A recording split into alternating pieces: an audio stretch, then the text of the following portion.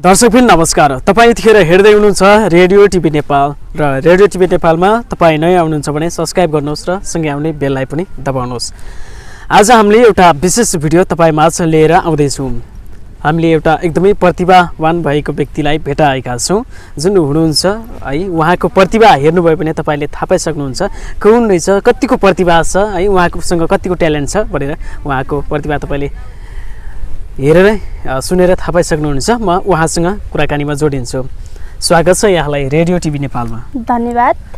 हजुर, आफ्नो परिचय दिनुहोस् है यतिखेर रेडियो टिभी नेपाल हेरेर बसिरहनुभएका दर्शकहरूलाई है त। मेरो नाम सुजिता खड्का। सुजिता खड्का है? हजुर। सुजिताजी, के छ नयाँ खबर सुनाउनुहोस्। आजभोलि के कसरी दिनहरू बिताइरहनु भएको छ? एकदम ठिकै छ है। दिनहरू यस्तै त हो नि, जाडो छ अनि पढाइ लेखाइ गरेर नै बितिरहेको छ है। जाडो छ होइन, त्यही भएर जाडो हुन्छ भनेर कोट लगाएर आउनु भएको छ होइन? हजुर। ठिक छ। अनि यहाँको घर चाहिँ कहाँ हुने? सुजिता नाम त मात्रै सुने होइन? मेरो घर चाहिँ रुकुम पश्चिम मुसिकोट नगरपालिका 11 भलाक्सा। भलाक्सा है? हजुर। के गर्नुहुन्छ त्यहाँ बसेर? म केही नै अध्ययन प्लस घराइसी काम। अध्ययन गर्नुहुन्छ? अध्ययनलाई कता पुर्याउनु भयो? अहिले चाहिँ आइकको तयारी हो है। आइकको तयारी हुनुहुन्छ, ठिक छ। एकदमै ती कुराहरू पनि एकैछिनपछि गर्नेछु। यतिखेर चाहिँ मैले अघि नै भनिसकेँ रेडियो टिभी नेपाल हेरेर बस्नुभएका साथीहरूलाई चाहिँ आज एकदमै खतरा होइन हुन्छ नि प्रतिभा लिएर आएका छौँ भनिसकेका छु होइन। ल अहिले चाहिँ सबभन्दा पहिला चाहिँ हजुरको प्रतिभा सुनौँ, त्यसपछि रुँदा रुँदै लैसके हारी खान खोलाम क्या हो आँसुको कारखाना घाम डुब्यो छाया हरायो पवित्र दिल छ भन्थ्यौ सबै थोक मिल्छ भन्थ्यौ ए पापी सहरमा मेरो माया हरायो। यही पापी सहरमा माया हरायो। कताको कुन बजारमा हरायो नि? हजुरको घर त रुकुम भन्नुभयो, रुकुमतिर रुकुमको खोलङ्गातिर हरा? नै, त्यस्तो हराएको चाहिँ होइन है। ठिक छ, मैले पनि रमाइलो गरेँ मात्रै है। हजुर। ठिक छ, हराउनु भएको भयो भने त खोज्न जाउँला नि के छ र होइन? नै, हराएको चाहिँ होइन है। ठिक छ। मिठो गीत गाउनु हुँदो रहेछ। अनि घर परिवारमा को हुनुहुन्छ नि त?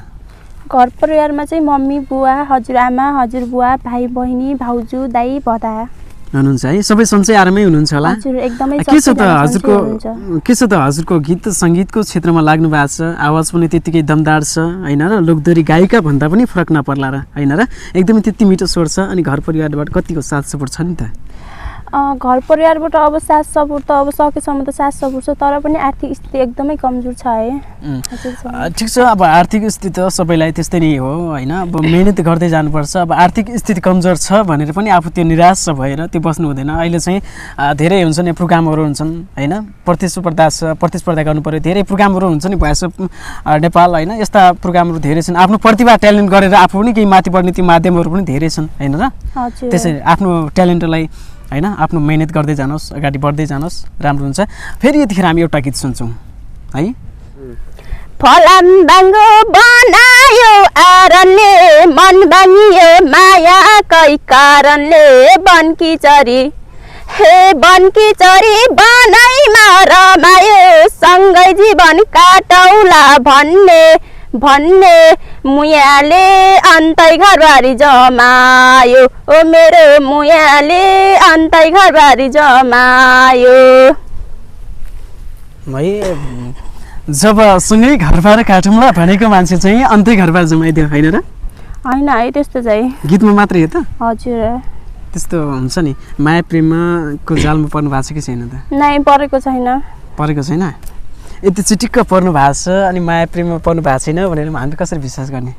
नै, त्यस्तो चाहिँ परेको छैन है। त्यस्तो छैन? हजुर। सुजिताजी एकदमै मिठो गीत गाउनु हुँदो रहेछ। यस्तै मिठा मिठा गीतहरू अझै पनि सुन्न पाऊँ, अझै पनि राम्रो गर्दै जानु होला। भोलिका दिनहरूमा हामीले चाहिँ लोकदोरी गायिका भनेर हामीले हेर्न पाऊँ है भन्छु। र यहाँलाई हुन्छ नि अहिले गीतहरू पनि धेरै आइरहेका छन् बजारमा र त्यही गीतमध्ये सबैभन्दा राम्रो अनि उत्कृष्ट होइन सबैभन्दा सुनिरहन मन लाग्ने के हुन्छ नि त्यस्ता किन गीत छन्? त्यस्ता कुनै गीत सबै मन पर्छ है, गीत जतिभरि सबै पनि सुन्न मन लाग्छ। सबै मन पर्छ अनि सबै मन परिरहँदाखेरि चाहिँ हुन्छ नि कोही गायिका हुनुहुन्छ मन परेको म पनि यस्तै गायिका बन्देको भए कस्तो हुन्थ्यो होला हुन्छ नि सबैभन्दा मनपर्ने गायिका कुन मनपर्छ नि? ठिक छ, एकदमै मिठो गीत गाउनु हुँदो रहेछ। अब चाहिँ हामी अन्त्यतिर पनि आएका छौँ है। फेरि पनि एउटा गीत सुनौँ न है। हो भन निर्माया आउँछौ आउँदैनौ पक्कै मर्छु म देखिन पाउँदैनौ घरै हालेछु आउँछु म भनेर उड्दैछु म खरानी बनेर आउँछौ आउँदैनौ हो भन निर्माया आउँछौ आउँदैनौ पक्कै मर्छु म देखिन पाउँदैनौ।